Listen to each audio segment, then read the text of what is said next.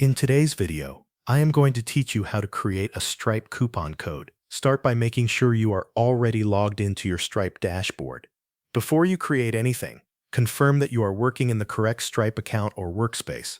This is important if you manage more than one account, because you want the coupon to be created in the right place. Once you are in the correct dashboard, go to the left-hand sidebar and click Product Catalog. Inside that area, open the Coupon section.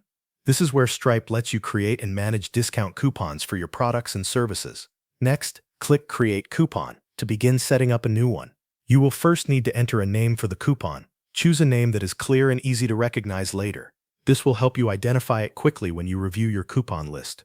After that, you can enter a custom ID if you want to use your own internal coupon identifier.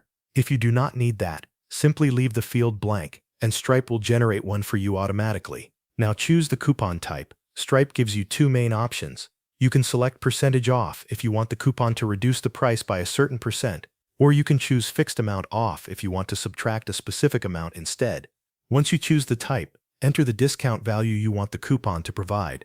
Make sure the amount or percentage matches the promotion you want to offer. You may also have the option to decide where the coupon applies. If needed, choose whether the discount should work across all eligible products or only on specific products. This allows you to control exactly where the coupon can be used. Next, set the duration of the discount. Depending on your promotion, this could apply once for a repeating period or for the full life of the subscription if that option is available. For example, you can limit how many times the coupon can be redeemed or apply any conditions Stripe makes available during setup. Before saving, take a moment to review everything carefully.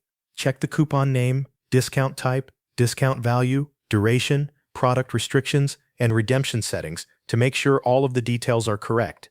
When everything looks good, click Create Coupon to save it. Once the coupon is created, return to the coupons list and confirm that the new coupon appears there successfully. Thanks for watching. That covers everything you need to know.